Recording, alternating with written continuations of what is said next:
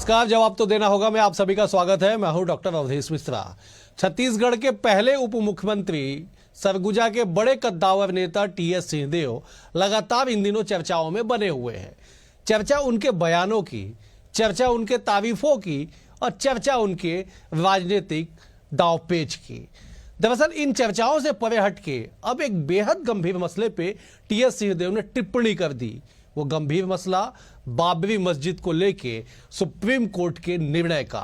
उन्होंने कह दिया, कोर्ट करके मैं कहूंगा क्योंकि मामला बेहद ही संजीदा है, उन्होंने कह दिया कि देश में अभी 40,000 के करीब ऐसे स्थान है जहां पे मुर्दे उखाड़े जाएंगे। और इसके बाद क्या था, सियासत में तो बवाल मचना तय था। मतलब ये कि बाबरी, बाबा, बयान और बवाल। आज इसी विषय पे चर्चा करेंगे, लेकिन उससे पहले देख लीजिए ये खास रिपोर्ट।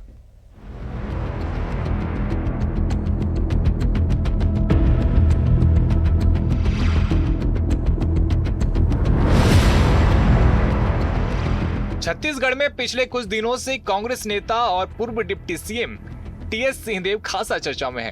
अपने बयानों से सिंहदेव कभी अपनी ही कांग्रेस पार्टी को घेर देते हैं तो कभी बीजेपी की तारीफ कर देते हैं। यही सिलसिला अभी भी जारी है, लेकिन इस बार मसला थोड़ा गंभीर हो गया है क्योंकि सुलझे नेता माने जाने वाली टीएस बाबा सुप्रीम कोर्ट के फैसले पर ही टिप्पणी कर गए।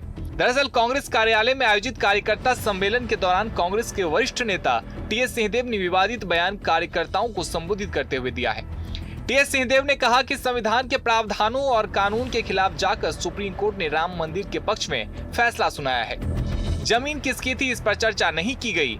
एक बाबरी मस्जिद के बाद देश में 40,000 स्थान ऐसे हैं जहां गड़े मुर्दे उखाड़े जा सकते हैं।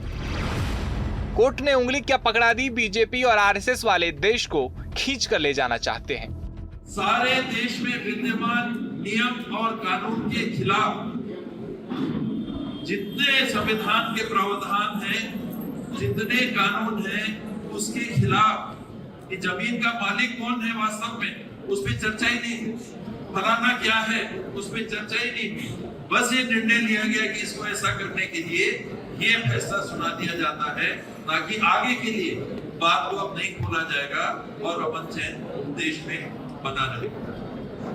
एक बाबरी मस्जिद के बाद आज 40,000 स्थान कहा जा रहा है कि देश में ऐसे हैं जहां गड़े मुर्दे उखाड़े जा सकते। अब भगवान श्री राम बीजेपी के कोर मुद्दे में भी हमेशा शामिल रहते हैं। कांग्रेस की टिप्पणी भले ही सुप्रीम कोर्ट के फैसले पर हो, लेकिन मुद्दा तो ये भारतीय जनता पार्टी के लिए बड़ा है, इसलिए इस पर प्रतिक्रिया भी तीखी आई। कैबिनेट मंत्री केदार कश्यप ने टीएस सिंहदेव को एक सुलझे हुए कांग्रेस के वफादार नेता तो बताया, लेकिन कांग्रेस पर निशाना भी साध दिया। मंत्री कश्यप ने कहा है कि भगवान राम को कांग्रेस पार्टी नहीं मानती है, हिंदुत्व के प्रति कांग्रेस की आस्था नहीं है, भगवान श्री राम के प्रति उनकी आस्था नहीं है। कांग्रेस ने पूरे देश को तोड़कर अलग देश बनाया, उस मानसिकता को यह उजागर करता है। भगवान राम को नहीं मानने का जो पूरे कांग्रेस पार्टी में अंदरूनी जो भीतर की बात है वो उनके मुंह तक आई है, या फिर हमारे भगवान श्री राम के प्रति नहीं है, जिन्होंने पूरे देश को तोड़ करके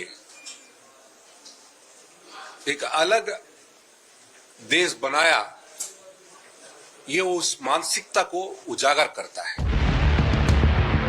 विपक्ष में आने के बाद टीएस सिंहदेव कई ऐसे बयान दिए हैं जिनकी चर्चा न केवल प्रदेश में बल्कि देश में भी होती रहती है। अब सुप्रीम कोर्ट के फैसले पर विवादित बयान कहां तक टीएस सिंहदेव की मुश्किलें बढ़ाता है, ये तो समय रहते पता चल ही जाएगा।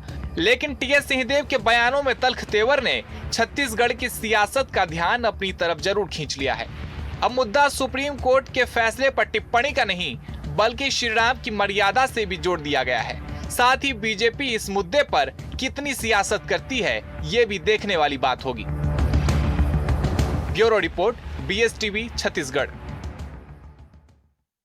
इस रिपोर्ट को देखकर निश्चित तौर पे समझ गए होंगे कि मसला कितना गंभीर है, क्योंकि एक ऐसा विषय जिस पे देश में कई सालों से चर्चा हो रही थी और चर्चा का अंत पटाक्षेप तब हुआ जब बाबरी मस्जिद राम मंदिर पे माननीय सुप्रीम कोर्ट ने अपना न्याय सुना दिया, अपना निर्णय दे दिया।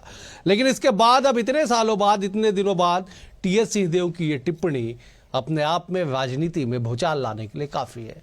आज इसी बेहद ही खास और गंभीर विषय पर चर्चा करेंगे। 4 बेहद ही खास और वरिष्ठ मेहमान हमारे साथ मौजूद है। मेहमानों का परिचय सबसे पहले आपसे करा देता हूं। बीजेपी की ओर से श्रीचंद सुंदरानी जी है, वरिष्ठ नेता है, विधायक रह चुके हैं। सुंदरानी जी, आपका बहुत स्वागत है। कांग्रेस की ओर से संतराम नेताम जी है, आप वरिष्ठ नेता है, विधायक रह चुके हैं। संतराम जी, आपका भी बहुत स्वागत है। बतौर राजनीतिक विश्लेषक वरिष्ठ पत्रकार प्रकाश पुंज पांडे भी हमारे साथ है। प्रकाश जी, आपका भी बहुत स्वागत है। वरिष्ठ अधिवक्ता और जोगी कांग्रेस के मुख्य प्रवक्ता भगवानू नायक भी हमारे साथ है। भगवानू जी, आपका भी बहुत स्वागत है। सुंदरानी जी, मेरा पहला सवाल आपसे है कि क्या बीजेपी को बैठे बिठाए एक मुद्दा मिल गया? टीएस सिंहदेव के उस लाइन से मैं कोट करके कहता हूं कि कोर्ट ने उंगली क्या पकड़ा दी, बीजेपी और आरएसएस वाले तो खींचने लग गए। 40,000 ऐसे जगह है जहां पे इस तरह के काम किए जाएंगे, मतलब मुर्दों को उखाड़ा जाएगा। बताइए जरा। टीएस सिंहदेव बाबा के बयान पे कोई आश्चर्य नहीं हुआ। लगातार कांग्रेस की मानसिकता इसी प्रकार की रही है, चाहे वो राष्ट्रीय स्तर पे देखें, प्रदेश स्तर पे देखें और नीचे लेवल पे जाके देखें, तो कहीं न कहीं हिंदू विरोधी भावनाओं से ओत-प्रोत रहती है कांग्रेस पार्टी। और भारतीय जनता पार्टी हिंदुत्व को लेकर चलती है। बाबरी मस्जिद, बाबरी ढांचे को ढहाने वाली बात और कोर्ट के फैसले ने निश्चित रूप से दोनों वर्गों ने स्वीकार कर दिया। कहीं पे भी ऐसा महसूस नहीं हुआ कि मुस्लिम समाज इसका विरोध कर रहा है या हिंदू समाज के पक्ष में फैसला किया। दोनों ने सैद्धांतिक रूप से इस फैसले को स्वीकार किया। इस अनावश्यक मुद्दे को अभी उठाकर कहीं न कहीं वो अपनी पार्टी में साख बढ़ाना चाहते थे, क्योंकि पिछले दिनों कुछ विवादास्पद उन्होंने बयान दिए थे जिसके कारण उनके ऊपर आरोप लग रहा था। ठीक है सुंदर जी, मैं लौटूंगा। आप महत्वपूर्ण मुद्दे पे आप आए हैं। संतराम जी, मेरा सवाल आपसे है। सुंदरानी जी बड़े साफगोई से कह रहे हैं कि पूरा मसला, पूरा बयान मानसिकता का है। बीजेपी हिंदुत्व को लेकर आगे चलती है, लेकिन कांग्रेस जो है हिंदू विरोधी भावना रखती है। जरा इस पे भी कमेंट करिएगा, जवाब दीजिएगा। और इस बात का भी जरा उल्लेख कर दीजिएगा कि टीएस सिंहदेव जैसे वरिष्ठ नेता अगर इस तरह से बयान देंगे तो चर्चा तो राजनीति में होगी। संतराम जी, देखिए आदरणीय मिश्रा जी, सबसे पहले मैं हमारे बहुत अच्छे मित्र रहे, 5 साल काम किए, सुंदरानी जी का बयान मैं सुन रहा था। उन्होंने कहा कि कांग्रेस जो है भगवान राम का विरोध करती है। कैबिनेट मंत्री केदार कश्यप जी ने भी कहा कि कांग्रेस जो है भगवान राम का विरोध करती है। मैं ये कहना चाहता हूं कि ये केवल भारतीय जनता पार्टी केवल वोट बैंक के कारण श्री राम भगवान को अपना मुद्दा बनाती है। जबकि ये देखिए, पिछले कार्यकाल में माननीय भूपेश बघेल जी के जो मानसिकता को देखिए कि कौन कांग्रेस राम को मानता है, कौन नहीं मानता, वो पता चल जाएगा। पिछले बार हम लोगों ने माता कौशल्या का भव्य मंदिर बनवाया, साथ में देखो रामगमन पथ का हमने शुरुआत किया। तीसरी बात, ग्राम पंचायत में, ब्लॉक स्तर में, जिला लेवल में भव्य रूप से मानस गान का आयोजन हुआ और सबसे बड़ा राज्य स्तरीय रायगढ़ में कार्यक्रम हुआ। इनके कार्यकाल में देखिए केवल और केवल वोट लेने के लिए केवल और केवल भगवान राम का उपयोग करते हैं। ये एक प्रकार से मैं कह सकता हूं कि राम नाम जपना पराया माल अपना, ये इनका सिद्धांत है। केवल राम को आगे लाके पूरे राज्य में सत्ता हासिल करना चाहते हैं। माननीय केदार कश्यप जी का बयान सुन रहा था, उनको तो ये भी ये कहना चाहिए कि भारतीय जनता पार्टी केवल और केवल चुनाव के समय राम का नाम लेती है, बाकी समय भूल जाते हैं। अयोध्या में देखिए आप, सबसे ज्यादा अयोध्या में अभी सबसे ज्यादा अगर वो सब जानते हैं भगवान राम ऊपर से सब सुन लिए, इसलिए इनका जो गणित है वो फेल हो गया। और उत्तर प्रदेश में इस बार राम को नाम के नाम पे लोग वोट मांगे, धार्मिक के नाम से वोट मांगे और यहाँ पर इन्होंने खैर खाया। कांग्रेस कभी भी सभी धर्म को लेने वाला पार्टी है। कोई लौटूंगा आपके पास। ठीक है, ठीक है संतराम जी, मैं लौटूंगा आपके पास। बेहद गंभीर टिप्पणी आपने की है, मैं लौटूंगा। सुंदरानी जी आपसे मैं जवाब लूंगा। सीधे तौर पे संतराम जी ने कह दिया कि राम नाम जपना और पराया माल अपना, ठीक है, तो बड़ी एक कहावत है। लेकिन इन्होंने जो कहा है कि केवल चुनाव के समय में बीजेपी को राम का नाम याद आता है। मैं लौटूंगा आपके पास, जवाब लूंगा। एक बार जब मैं प्रकाश पुंज जी का रुख कर लेता हूं। प्रकाश जी, भाजपा, कांग्रेस, हिंदू मुस्लिम तुष्टीकरण राजनीति, बाबा बयान बवाल कब तक चलेगा बताइए जरा। जब तक देश में राजनीति है तब तक ये ऐसा चलता रहेगा, ये कोई नई बात नहीं है। लेकिन इसमें एक गलत बात है कि सर्वोच्च न्यायालय के किसी भी जो आदेश होता है, जो फैसला होता है, उस पर टिप्पणी करना बिल्कुल भी न्यायोचित नहीं है। और खासकर टीएस सिंहदेव कानूनी पहलुओं का बात करने के लिए आप जरा इस सियासत को समझाइए हमारे दर्शकों को कि क्यों बार बार राम के नाम पे राजनीति होती है, क्यों सुप्रीम कोर्ट के जजमेंट के बाद उस विषय पे चर्चा की जाती है। सियासी तौर पे जरा समझाइए, जरा विश्लेषण करिए। आप बेहद ही वरिष्ठ पत्रकार है, कानूनी पहलुओं के लिए भगवानू जी मौजूद है, भगवानू जी जरूर उस पर टिप्पणी करेंगे। प्रकाश जी,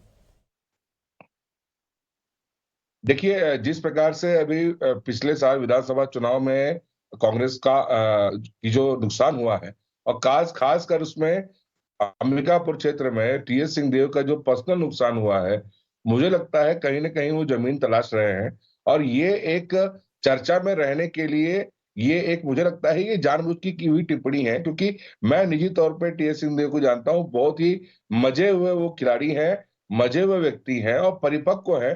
उन्हें पता है कि कब कौन से परिस्थिति में किस जगह पे कहाँ क्या बोलना है। और जहां पे उन्होंने ये बोला है वहां पे कांग्रेस में माहौल टिप्पणी की कि टीएस सिंहदेव बखूबी जानते हैं कब, कहां, कितना, कैसे, किसके सामने क्या बोलना है। इतने मंझे हुए राजनेता वो जरूर है, आपने बिल्कुल सही कहा। मैं लौटूंगा आपके पास, जब भगवानू जी का रुख कर लेता। भगवानू जी, वो तारीख जरा याद कर लीजिए जब सुप्रीम कोर्ट ने जजमेंट दिया, अपना फैसला सुनाया, और उसके बाद आज की तारीख। क्या कानूनी पहलुओं पे आप बात करिएगा कि क्या उस विषय पे टिप्पणी करना, उसे राजनीतिक भाषणों में इस्तेमाल करना कितना जायज है? क्या कहता है नियम और कानून हमारे देश का? ऐसे भी संविधान पे तो लगातार संसद में चर्चाएं चल रही है। आदरणीय डॉक्टर अवधेश जी, देखिए, हमारे देश में संविधान सबसे सर्वोच्च है और हमारे लोकतंत्र में जो 4 प्रमुख स्तंभ है उसमें न्यायपालिका को सबसे ऊपर रखा गया है। और न्यायपालिका पर इस देश के रहने वाले सभी लोगों को आस्था और विश्वास है। माननीय टीएस बाबा जी बहुत ही बुद्धिजीवी है, बहुत विद्वान है, एक राजनेता भी है, एक विपक्ष में बैठे हुए हैं। निश्चित रूप से राजनीति में विरोध होनी चाहिए, सत्ता दल की होनी चाहिए, सरकार की होनी चाहिए, संगठन का होना चाहिए। लेकिन न्यायपालिका पर इस प्रकार का टिप्पणी करना मुझे नहीं लगता कि ये उचित है। अभिव्यक्ति की स्वतंत्रता हमारे देश में है, लेकिन वो कहीं ना कहीं एक दायरे तक है। देखिए, अभी हाल में ही माननीय सुप्रीम कोर्ट ने एक ऐतिहासिक अभी एक आदेश दिया है, जिस प्रकार से मंदिर मस्जिद और जो सर्वेक्षण और जो पंजीयन की जो बात चल रही है उस पर कड़ी टिप्पणी करते हुए कहीं ना कहीं माननीय सुप्रीम कोर्ट को इस देश की चिंता है, कहीं देश में हिंसा ना हो, भीड़ हिंसा ना हो, अराजकता ना हो, इतनी चिंता करके उन्होंने एक बड़ा फैसला दिया है कि जब तक अगली जो तिथि निर्धारित नहीं हो जाएगी तब तक कोई नया केस दर्ज नहीं होगा, कहीं सर्वेक्षण नहीं होगा।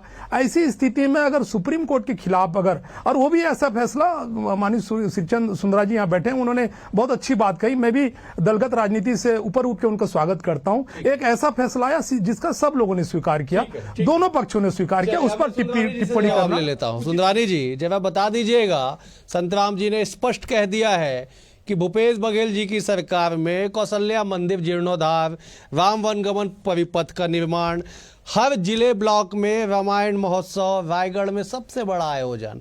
आप कैसे हो गए हिंदुत्व के को लेके आगे चलने वाले राजनीतिक दल? सुंदरानी जी बताइए जरा। डॉक्टर अवधेश जी, निश्चित रूप से कांग्रेस पार्टी अपने पापों को धोने में लगी रही।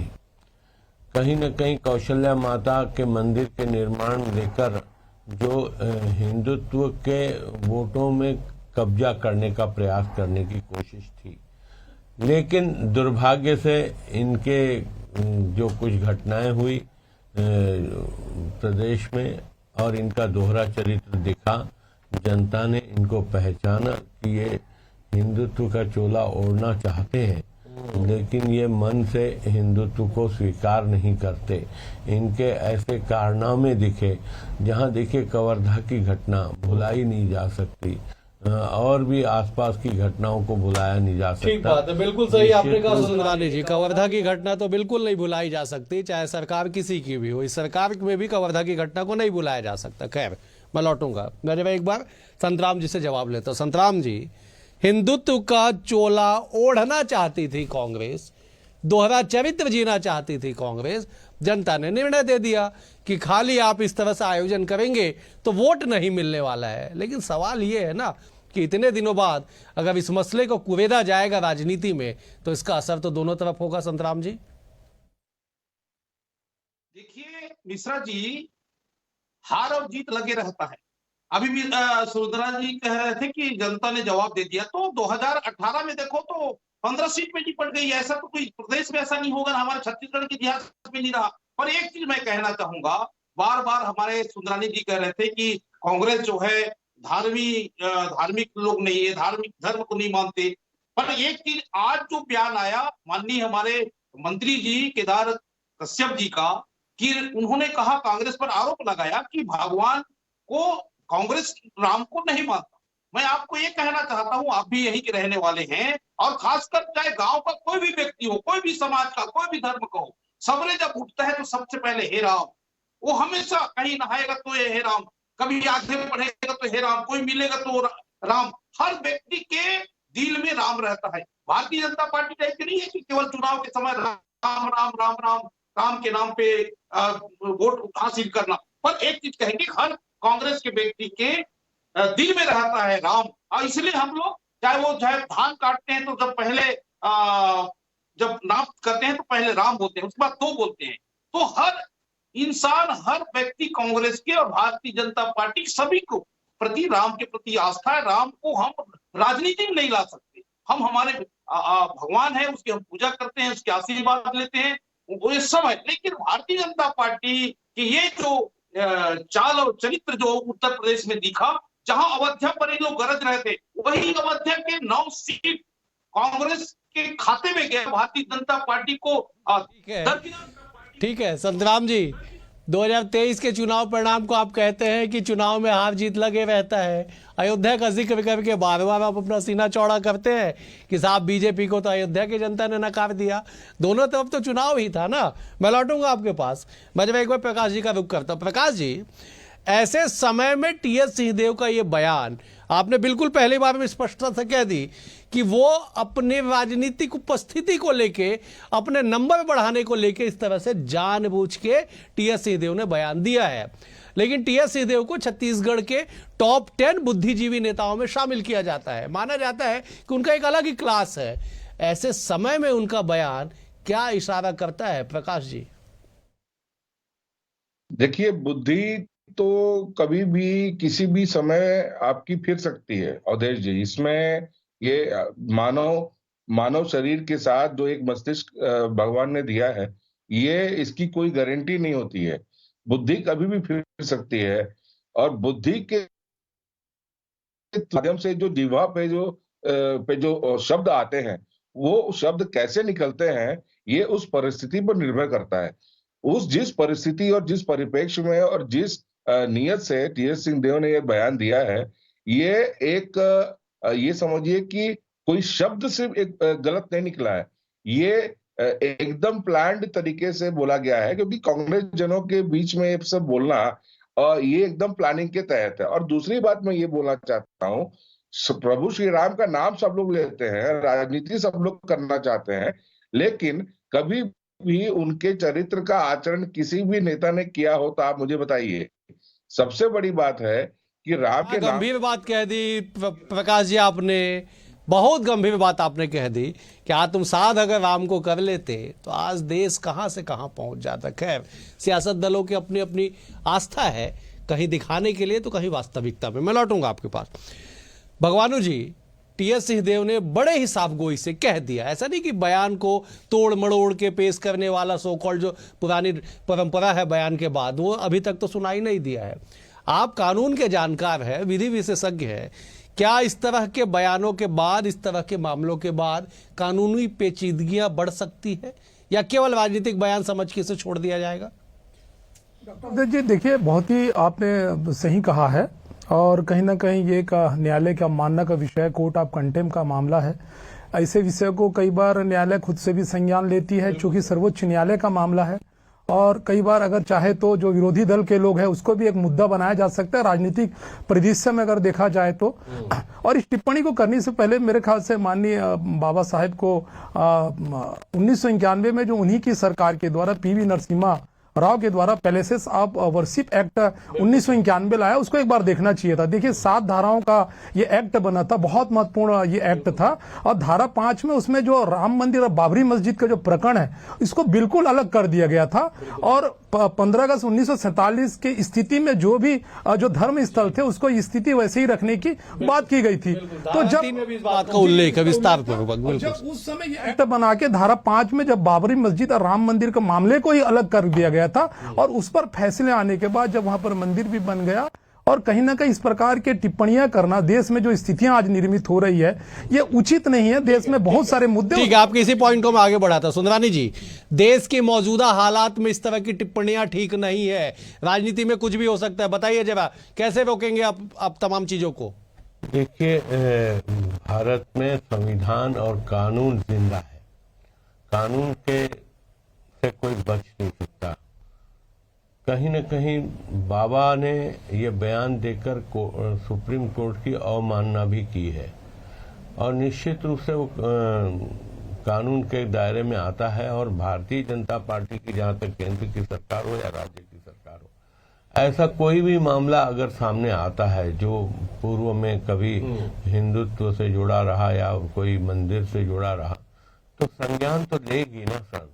बर्बरता से लोगों ने कब्जा किया तो उसको कहीं न कहीं उस कब्जे से मुक्त हो। ये तो भारतीय जनता पार्टी का प्रत्येक कार्यकर्ता, देश में 140 करोड़ की जनसंख्या है, बहुतायत लोग इस बात को चाहते हैं। ठीक है संतराम जी, बहुतायत लोग चाहते हैं इस बात को कि जहां पे कब्जा गैर दली का हुआ है, गैर भाषाई का हुआ है या गैर वर्ग का हुआ है, धर्म का हुआ है, उसको मूलतः वापस लाया जाएगा, नहीं छोड़ा जाएगा। सीधी लाइन, सीधी बात। संतराम जी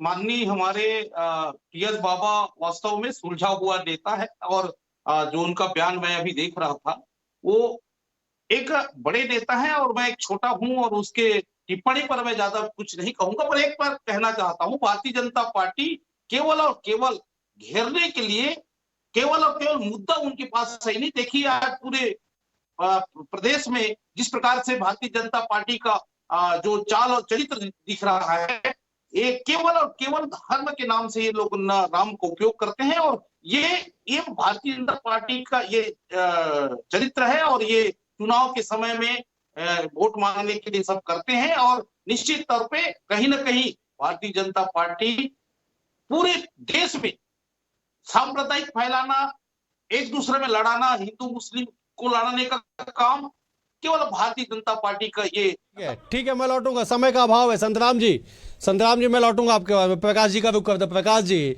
हिंदू मुस्लिम करना, लड़ाना, राजनीतिक लाभ लेना, आने वाले वोट चुनाव में वोट का इंतजाम करना, छोड़ दीजिए ना इन सब चीजों को। कब देश सुधरेगा इस तरह के मुद्दों से? राजनीति की बात कर रहा हूं मैं खास करके। देखिए, जब आपकी बुद्धि गिरती है तो विवेक सबसे पहले मर जाता है। और ये इस प्रकार से जो बयान देना, देखिए इतने बड़े कद के व्यक्ति को इस प्रकार से बयान नहीं देना चाहिए। इसका मतलब है ये बयान जानबूझ के दिया गया है ताकि चर्चा हो। और देखिए हम चर्चा कर रहे हैं और यही चर्चा। समय का अभाव है प्रकाश जी।